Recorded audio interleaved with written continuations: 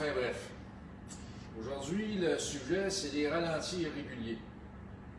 On aime bien que nos voitures d'origine aient un beau ralenti, un beau ronron qui est très régulier, très, je dirais, hypnotisant pratiquement.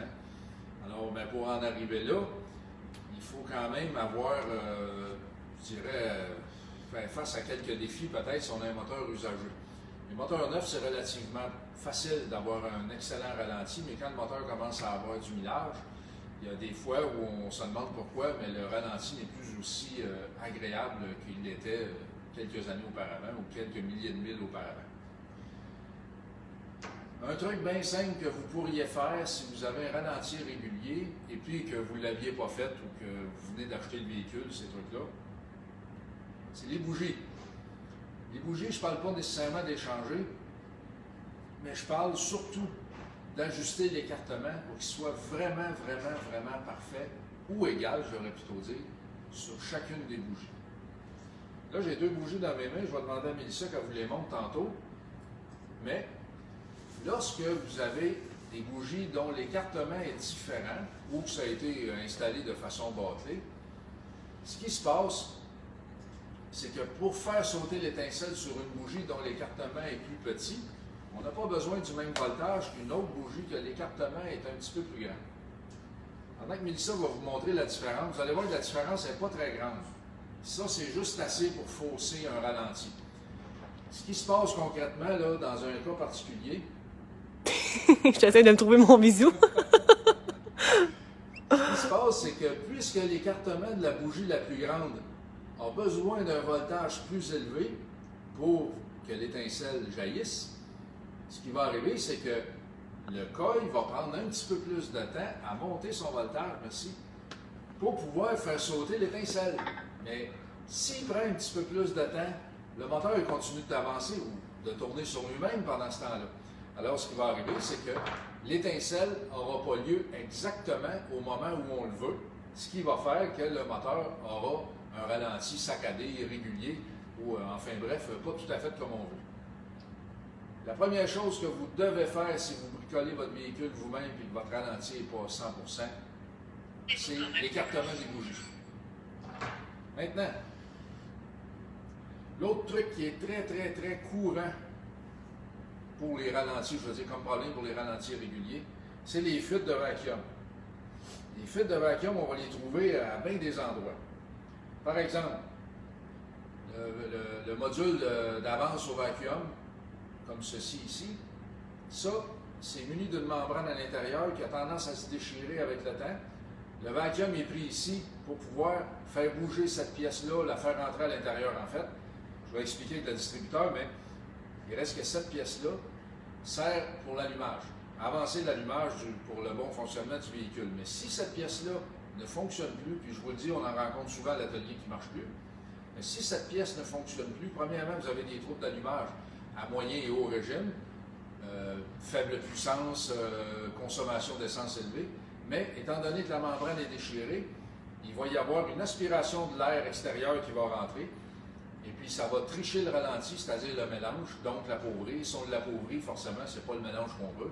Un essence, on va l'appauvrir, il va aller mal, c'est bien entendu.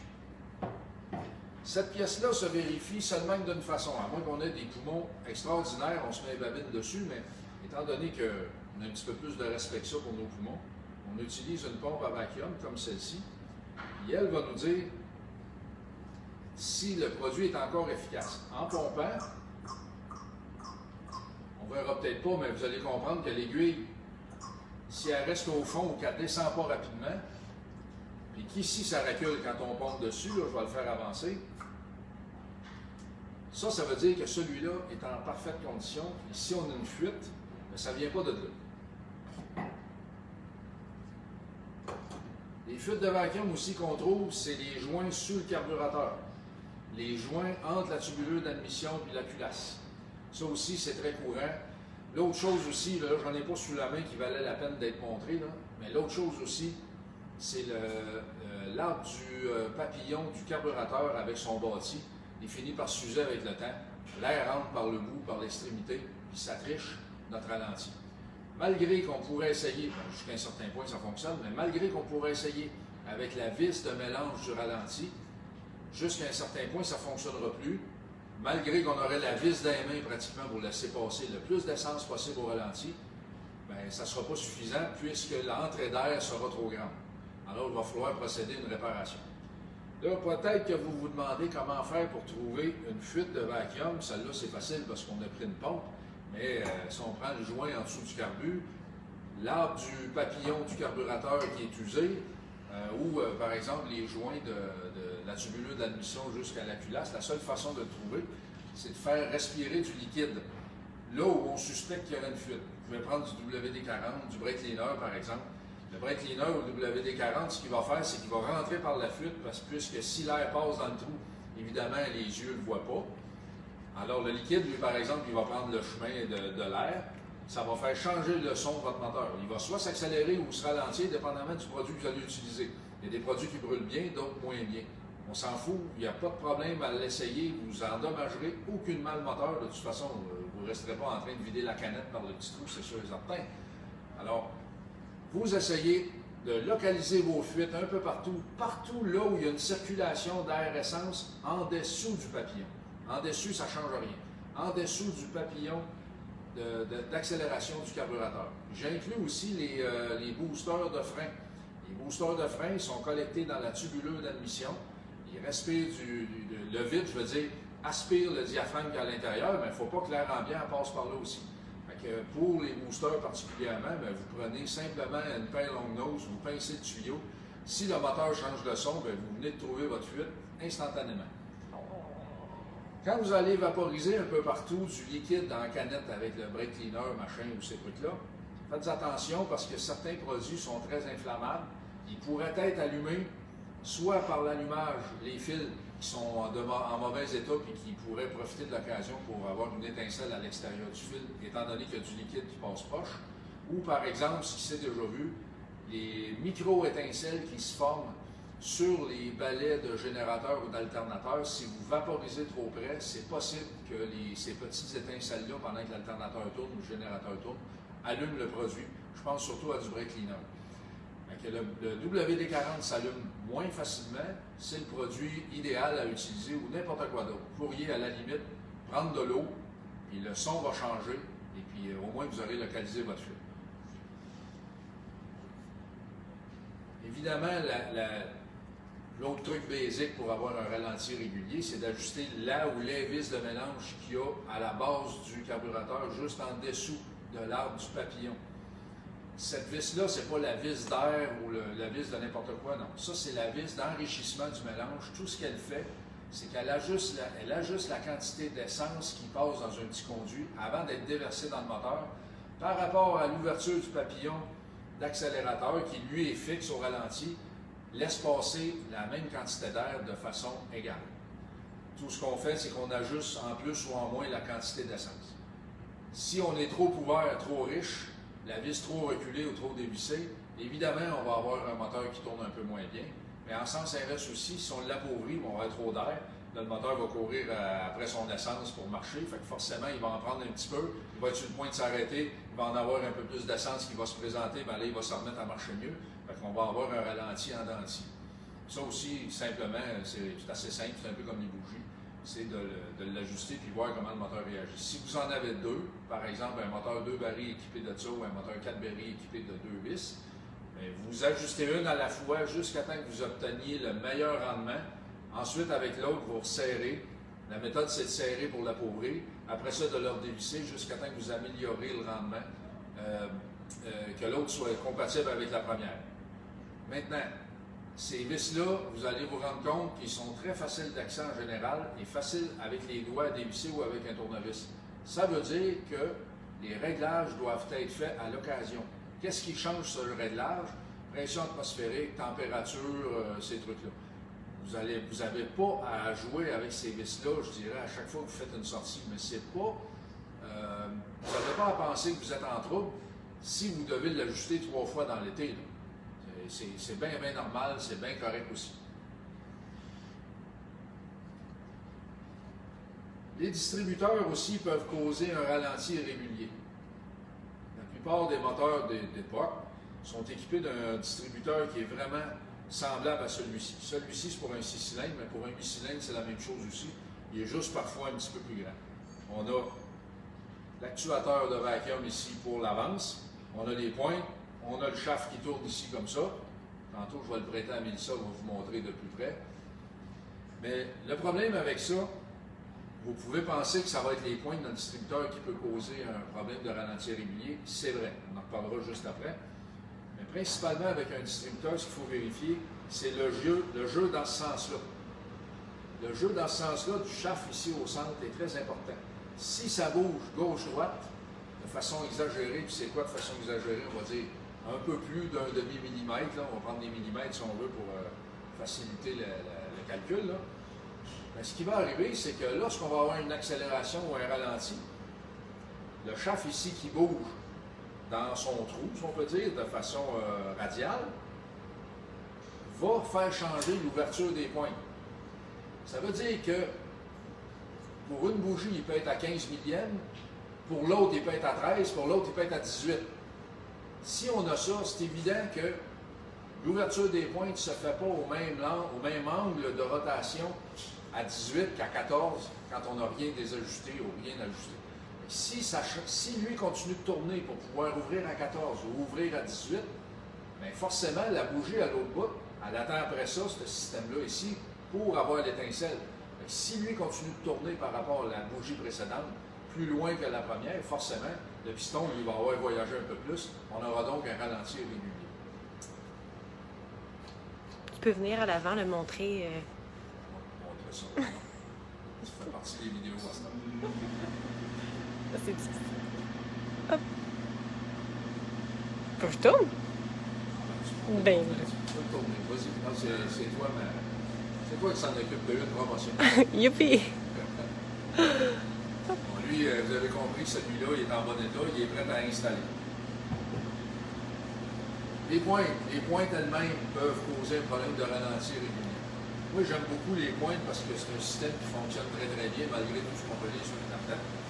Mais ça a quand même une durée de vie limitée, mais pas si limitée que ça. Cette semaine, on a changé un kit de pointe sur une auto, 6 volts, puis elle tournait plutôt bien, et puis les pointes ont duré 11 000 milles. Je vous laisse faire les calculs en kilomètres. Ça vous laisse voir que c'est pas si pire que ça, c'est fiable, ça coûte pas cher. Les pointes, ça vous laisse jamais en panne sur le bord de la route. Ça vous avertit avant. Ça va vous occasionner des ratés, des ralentis réguliers, ces choses-là. Oui, là, à ce moment-là, vous allez être obligé de les remplacer.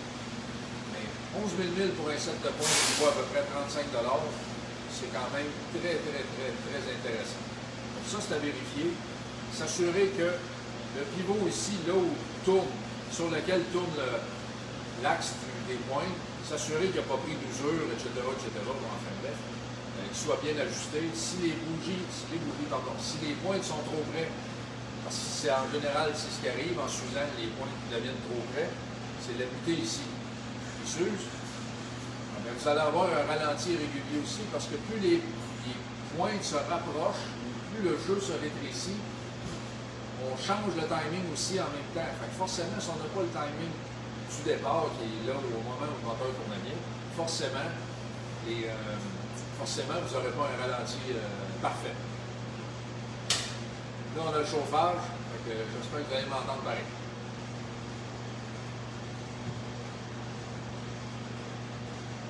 Je reviens avec le distributeur parce que l'autre chose qui peut occasionner un ralenti régulier, c'est pas tant le distributeur lui-même, on en a parlé tantôt, mais c'est la chaîne de distribution communément appelée la timing chain. Il y a des moteurs qui ont des engrenages, ils ont 2 engrenages. J'exclus ces moteurs-là de la description que je vais vous présenter. Ceux qui ont une timing chain, par exemple, c'est important de savoir ça. Si vous avez une chaîne qui commence à avoir du jeu qui est étiré, lui, il est tributaire pour tourner.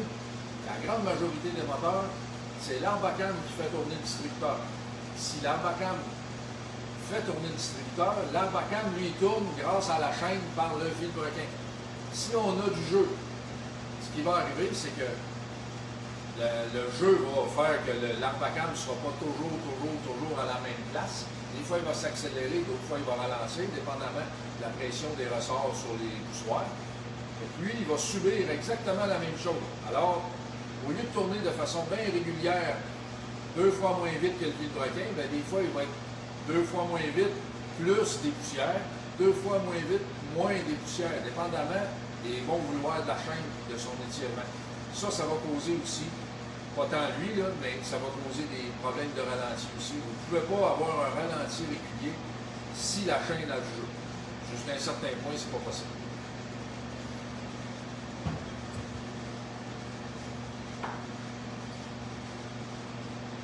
On va parler de la compression en tenant les soupapes dans les mains parce que ça travaille, ça vient ensemble. Évidemment, on a tous en tête que la compression, il faut que le piston soit étanche dans le cylindre, mais aussi il faut que les soupapes soient étanches avec leur siège dans la culasse ou dans le bloc, dépendamment si c'est un flathead ou pas. Si vous avez une compression avec un écart très grand, on va dire, exemple, vous avez une compression de 150 sur un cylindre, vous en avez un autre qui est à 115, on ne peut pas avoir de ralenti qui a un certain sens avec ça, c'est pas possible. C'est pas possible. On va en avoir un, c'est sûr. On ne pourra pas avoir un beau ralenti régulier, c'est pas possible. Il va falloir corriger ce défaut-là. Parfois, c'est simplement juste l'ajustement des soupapes qui est en cause. Si le moteur a été monté par quelqu'un qui s'y connaît pas trop, va rester poli. Ben, ces gens-là, ils ne font pas attention aux détails, ils ne sont pas très précis non plus. Alors, ce qui arrive, ben, on a un rendement aussi pas plus précis que le travail qui a été fait dessus.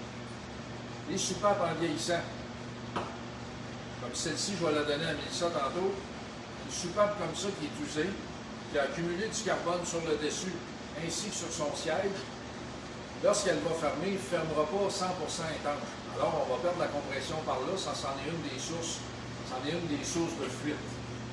Si on a une fuite comme ça par une soupape de ce genre-là, évidemment, il va falloir corriger la situation et puis la rendre belle comme celle-ci. Elle est toute neuve.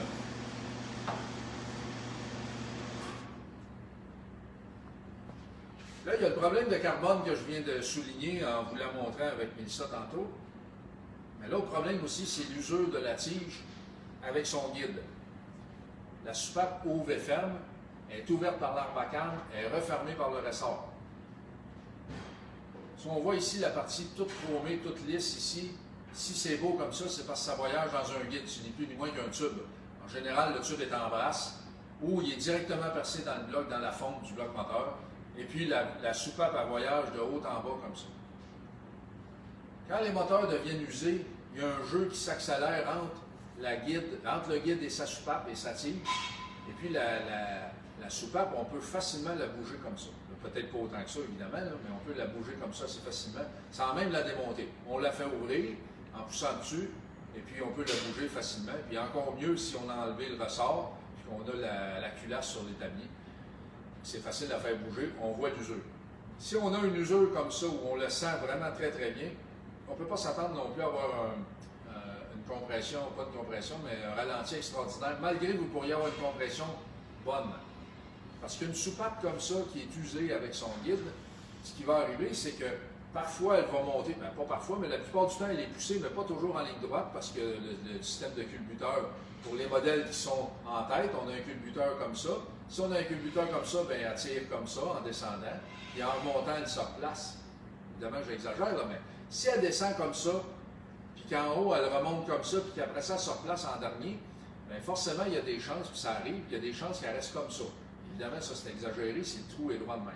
Mais c'est pour vous faire réaliser que si cette soupape-là ferme de travers un petit peu, bon, ben, il y a au moins une fois que vous n'aurez pas un bon taux de compression par rapport au taux précédent ou par rapport au voisin. Vous n'aurez donc pas un ralenti extraordinaire non plus. Les soupapes qui ne ferment pas bien, si tout le reste est en bon état, généralement, on les entend popper dans l'échappement, au bout de l'échappement, on les entend popper. Ça, c'est un autre problème aussi à voir. Si tout le reste, évidemment, on ne commence pas par ça. Là. Si tout le reste a été vérifié, il n'y a pas de fuite de vacuum nulle part, tout est en état, les bougies sont parfaites. Le condensateur des pointes est connu comme bon et flambant neuf. Les pointes sont super belles, etc., etc. Vous avez le shaft ici qui est parfait, qui ne bouge pas de gauche à droite. Puis vous arrivez toujours à avoir des pètes dans l'échappement ou un ralenti régulier. Bien, il va falloir penser, malgré une compression qui peut être bonne, il va falloir penser à ça. Puis pourquoi la compression peut être bonne s'il y a du jeu dans le guide? C'est que généralement, on fait tourner 4, 5, 6, 7 tours. Un moteur, quand on prend un test de compression sur un cylindre, bien, sur 5, 6, 7 tours, elle a des chances de fermer correctement une fois et de monter le taux là où on veut l'avoir. Mais ça ne veut pas dire qu'elle est étanche à chaque fois qu'elle ferme. C'est malheureusement ce que le test de compression ne peut pas donner. Petit mot sur le test de compression, si vous avez une soupape qui est carbonisée puis qui a un morceau de coincé puis qui ne ferme pas bien ou qui est grillé, bien, vous allez avoir un taux de compression, même si vous faites tourner le moteur 12 tours, 14 tours, 100 tours, il ne remontera jamais plus. Alors là, on met du liquide dedans, généralement de l'huile à moteur, pour voir si le liquide va boucher temporairement le trou, la fuite, un peu de la même manière qu'on prenait du brake cleaner ou du WD-40 pour notre fuite de vacuum. Bien, il va boucher temporairement le trou de la fuite du carbone ou autre, puis le taux de compression va monter momentanément. Dans un cas comme ça, on est convaincu qu'on a un problème de soupape. Si on met de l'huile et que le niveau ne remonte pas tant que ça ou pas du tout, bien, en général, la fuite vient d'entre le piston et le cylindre. Puis après ça, pour garantir notre test, on fait un test de fuite avec de l'air dedans pour savoir si l'air sort par la panne, sort par l'échappement ou si l'air sort par le carburateur. Bien, ça, c'est une autre affaire, on en reparlera une autre fois. En gros, c'est ça qui se passe avec ça. S'il n'y a pas de questions. Pas pour le moment. On peut peut-être discuter une minute si jamais il y en a qui ont des questions. Ouais. On vous laisse une minute, là, sinon on ferme les lumières, on barre les portes et on sac notre camp s'il n'y en a pas d'autres. S'il n'y a pas de questions. De quoi on parle, Mélissa, de Labrador? Non, mais tiens, je vais parler de notre chaîne YouTube. Ah oui, Si jamais, toutes les vidéos qu'on fait se retrouvent sur notre chaîne YouTube, Feedback Garage Voiture Ancienne. Et puis, on va faire aussi des petites vidéos momentanées. Comme vous avez pu voir, on a publié une vidéo sur notre cerveau direction électrique. Donc, on va continuer d'alimenter notre chaîne YouTube pour ce confinement qui se prolonge malheureusement au plaisir de votre divertissement. On est rendu à combien de millions de vues pour chacun des vidéos qu'on a mis jusqu'à date? Parce que là, on a eu... 1,4, 1,6 environ. Ouais, c'est Ouais, ça. 1,4 million. Ouais. Aussi, on m'a demandé d'aller faire une séance d'autographe au Nunavut, là. Et puis là, on travaille là-dessus, puis... Oui. Bon, ben, sur ça, on vous souhaite un bon week-end, puis on se retrouve dans 2 semaines pour le prochain atelier mécanique. Salut tout le monde.